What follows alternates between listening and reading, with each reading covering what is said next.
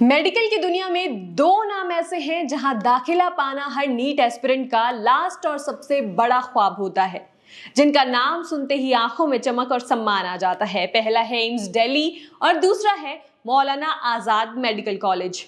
अब जरा सोचिए, जब चारों तरफ पेपर लीक की सुनामी आई हो, सिस्टम पर सवाल उठ रहे हो, उस हाहाकार के बीच कोई स्टूडेंट न सिर्फ अपना संतुलन बनाए रखता है बल्कि री एग्जाम की उस आग से तपकर पहले मौलाना आजाद से अपना एमबीबीएस करता है और फिर एम्स दिल्ली से अपना पीजी भी पूरा करता है। जी हाँ, आज मैं आपको मिलवाऊंगी गुरु कृपा के 2014-15 बैच के गौरव डॉक्टर मुखराम से, जिनकी प्रोफाइल ही ये बताने के लिए काफी है, जब बाहर की दुनिया में उथल पुथल मची हो तब भी अर्जुन की तरह सिर्फ चिड़िया की आंख पर निशाना कैसे साधा जाता है।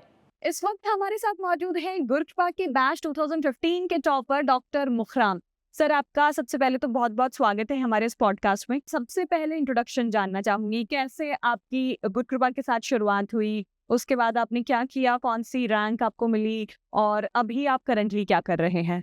हाँ, तो मैंने 2013 में मेरे गांव से सीकर आया था, तब मैंने गुरु कृपा ज्वाइन करा था। तो मैं 11th करके आया था, मैंने वहाँ से 12th न्यू में एडमिशन लिया था। और 12th न्यू में मेरी इतनी अच्छी प्रिपरेशन थी नहीं, क्योंकि मैंने 11th गवर्नमेंट स्कूल से करा था, तो बेस इतना क्लियर था नहीं। तो फिर 12th में 12th के साथ इतना अच्छा मार्क्स आए नहीं थे। रफली उस टाइम पे रही 12,000 के अराउंड थी, लेकिन उसमें उस टाइम पे हमारे 9,000 पे खत्म हो जाता था। जैसे तो अभी तो 25,000 तक ऑल इंडिया में मिल जाता है, लेकिन उस टाइम पे 5,000 पे 7,000 पे खत्म हो जाता था, नहीं मिलती थी, इतनी ज़्यादा सीटें नहीं थी जी। तो उसमें नहीं हुआ। तो उसके बाद मैंने ड्रॉप लिया सन 15 में। सर, जब पेपर दी होता है तो 1 महीने का एक्स्ट्रा टाइम मिलता है, कहीं ना कहीं वो सबको मिलता है। हाँ। तो ऐसा लगता है कि पहले भी सारे बच्चों की तैयारी अच्छी थी और अब 1 महीने का एक्स्ट्रा टाइम भी मिल गया है, तो कहीं मैं ना पिछड़ जाऊं, ऐसे कुछ दिमाग में ऐसे कोई चीजें आती हैं? ये एक नेचुरल प्रोसेस है, इसमें ऐसा कुछ नहीं है। जी। बोर्ड एग्जाम नहीं है कि हाँ कि पहले 70% बन रहे थे अब 75% बन जाएंगे। तुम्हारी कंपेरेटिवली अच्छी हो जाएगी, लेकिन सभी की अच्छी होगी उसमें। जी। अगर उसमें तो ये जितना लेट स्लो स्टार्ट करोगे तो तुम पीछे हो जाओगे उसमें से। जी। अगर तो तुम्हें यही है कि जितना जल्दी तुम रिदम पकड़ लो, बाकी बैच के साथ आ जाओ, बाकी स्टूडेंट उनके साथ में रिदम टाइम से पकड़ लोगे तो तुम पीछे नहीं रहोगे। वरना कॉम्पिटिशन एग्जाम में पहले अगर 70% पे आ रही थी तो मुश्किल से 1-2 नंबर आएगी, लेकिन ज़्यादा नहीं फर्क पड़ता उस चीज़ का 1 महीना एक्स्ट्रा पढ़ने से। तो ऐसे तो कभी अगर ये सपोज कर लो कि मई में ना हो कि ये जून में एग्जाम होता, जी। तो जिसके 90% बन रहे थे उसके 95 तो नहीं बनेंगे लॉजिकली। जी। तो उस चीज़ से फ़र्क नहीं पड़ता इस चीज़ से। लेकिन ये है कि अगर जिसने रिदम बंद कर दी, वापस से उस रिदम में नहीं आया, तो कहीं न कहीं उस बच्चे का नुकसान हो जाएगा। जी। कि पहले अच्छी तैयारी चल रही थी, उसका ब्रेक मिल गया, उसने अच्छे से वापस ये करा नहीं, या फिर उसको दूसरा ये चीज़ हो जाता है कि कभी-कभी पहले में अच्छे नंबर आ जाते हैं। जी। बच्चा ओवर कॉन्फिडेंस में चले जाता है कि सभी चले जाते हैं जिनके अच्छे नंबर आते हैं, कि कम पढ़ा हुआ था, अच्छा नंबर आ गया तो वो बोलता है मैंने इतना कम पढ़ के इतना कर लिया तो मैं तो अब तो कर ही लूँगा। जी। तो उसमें वो गैप ज़्यादा लंबा ले लेता है। तो उस चीज़ में वो कहीं न कहीं पीछे चले जाएगा, क्योंकि बाकी तो तैयारी कर रहे हैं और आगे वही निकलेगा जो कंटिन्यू प्रिपरेशन करेगा, उसपे ध्यान देगा। जी। वरना तो कॉम्पिटिशन है, तुम हल्का-सा ब्रेक कर लोगे, ज़्यादा लोगे, तो तुमसे 2 सवाल आगे निकल जाएगा। जी। तो सर, जैसे कि आपने ओवर कॉन्फिडेंस की बात की, आपका भी पहला पेपर बहुत अच्छा हुआ था और दूसरा पेपर फिर आपको अचानक से पता चलता है कि पेपर लीक हो गया, फिर से पेपर होना है। तो वो ओवर कॉन्फिडेंस कहीं न कहीं आ जाता है जब पहला पेपर ही अच्छा हुआ होता है कि मुझे तो सब कुछ आता है, मुझे अब पढ़ने की क्या ज़रूरत है? तो क्या कहीं दिमाग में कभी कुछ आया था कि आराम से पढ़ लूँगा, क्या है, मेरा तो पेपर अच्छा ही हुआ था तो अभी भी अच्छा चला जाएगा?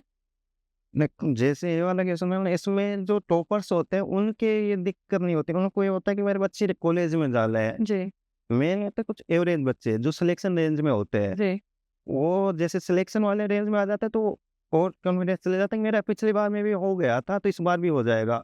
जो फ्रेशर बच्चा होता है, जी। रिपीटर को तो कहीं न कहीं उल्टा डर लगता है कि नहीं मेरे नंबर तो पीछे कम तो नहीं होंगे जाएँगे। जी। लेकिन फ्रेशर बच्चा होता है वो ओवर कॉन्फिडेंस आता है, मेरे पिछली बार में इसमें अच्छा हो गया था, अभी मैं अच्छा कर लूँगा।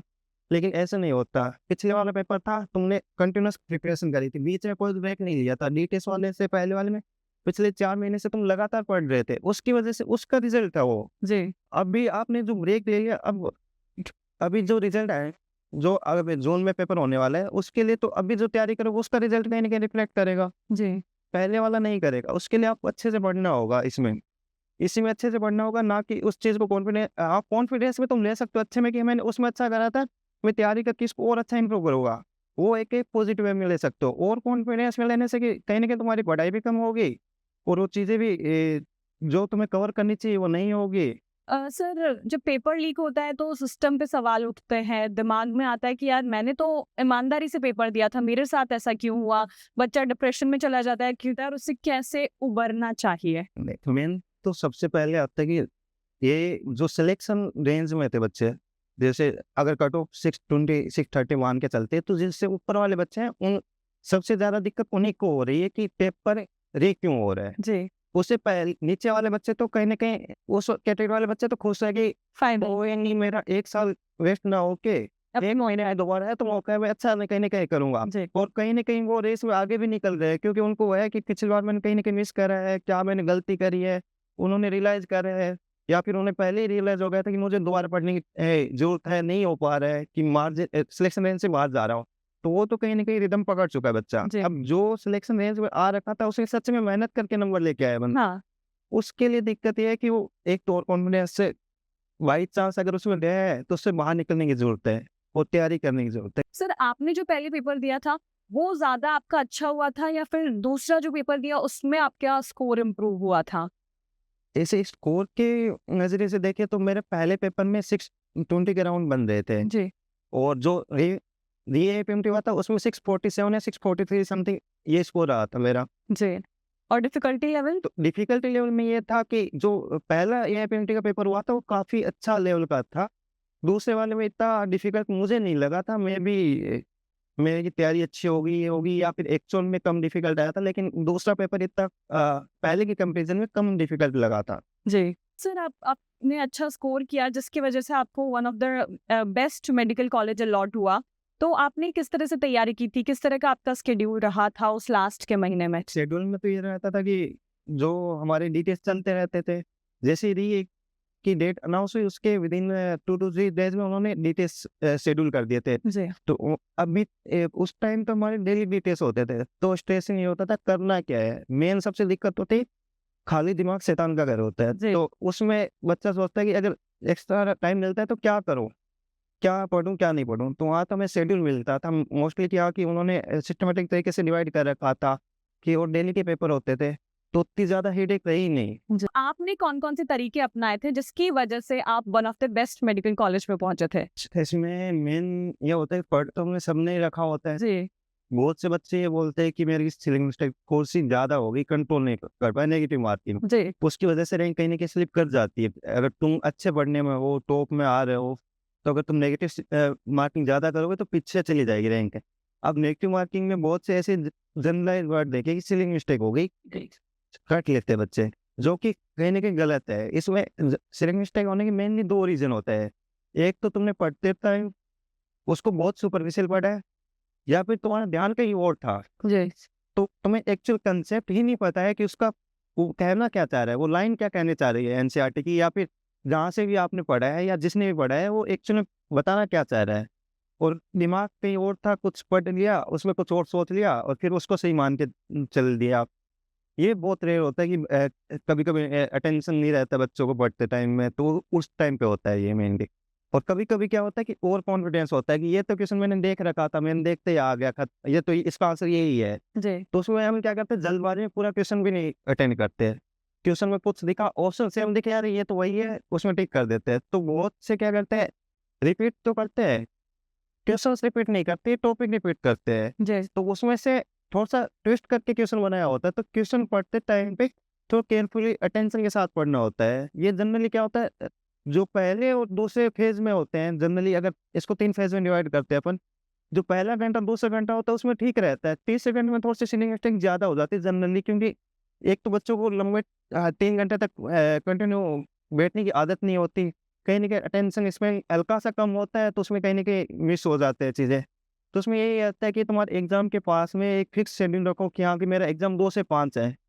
तो कहीं न कहीं तुम 2 से 5 डेली कि हाँ, मेरे को पेपर पढ़ना है या फिक्स सिटिंग देनी ही देनी है, कम से कम 10 से 15 दिन के लिए। तो उससे क्या होगा, तुम्हारा रिदम भी बनेगा कि हाँ, मेरे को 2 से 5 के लिए पढ़ना है, और कंटिन्यूटी भी मेंटेन रहेगी, तो उस दिन के लिए भी वो सेम एक्सपेंडिचर रहेगी। एग्जाम वाले दिन तो अटेंशन स्पैन कहीं ना कहीं इंक्रीज होगा आपका, ये चीज कर सकते हो, उससे आपकी सीलिंग मिस्टेक कम होगी और रैंक कहीं ना कहीं इंप्रूव होगी बाकियों के कंपैरिजन में जो इस चीज को नहीं कर रहे हैं। सर अभी आखिर में आप बच्चों को क्या कहना चाहेंगे कि इस 1 महीने में उन्हें क्या करना चाहिए और क्या नहीं? एक लास्ट उनका डायरेक्ट मैसेज। अभी आखिर के 1 महीने में मेन ये है कि तुम ये सोच के चलो कि तुम्हारा एग्जाम 21 जून को ही है, उसी के अकॉर्डिंग माइंडसेट बना के कंटिन्यूस जैसे पहले उस फॉर्म में तैयारी कर रहे थे आप, उसी को बरकरार रखते हुए अगले 4 हफ्ते के लिए जी जान लगा दी जाए।